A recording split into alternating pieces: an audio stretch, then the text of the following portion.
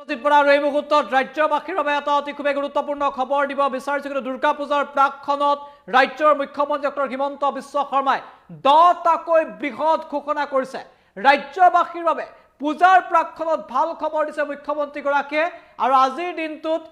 গুৱাহাটী মহানগৰত এখন ফ্লাইঅভাৰ উন্মোচন কৰি মুখ্যমন্ত্ৰী গৰাকীয়ে এই 10টাকৈ বৃহৎ ঘোষণা কৰিছে এই খবৰ এই মুহূৰ্তত টাইমে দৰ্শকসকলৰ বাবে লৈ আহিছো হিমন্ত বিশ্ব শৰ্মাৰ 10টা বৃহৎ ঘোষণা দুৰ্গা পূজাৰ প্ৰাকখনত ৰাজ্যবাসীৰ বাবে মুখ্যমন্ত্ৰী গৰাকীয়ে 10টাকৈ বৃহৎ ঘোষণা কৰিছে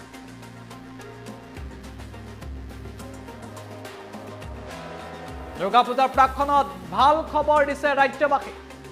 মুখ্যমন্ত্ৰী গৰাকীয়ে ৰাজ্যবাসীক ভাল খবৰ প্ৰদান কৰিছে দুৰ্গা পূজাৰ প্ৰাকখনত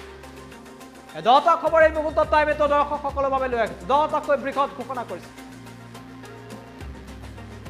গুৱাহাটী সুন্দৰ কৰি তুলিবলৈ চৰকাৰে গ্ৰহণ কৰিছে বৃহৎ পদক্ষেপ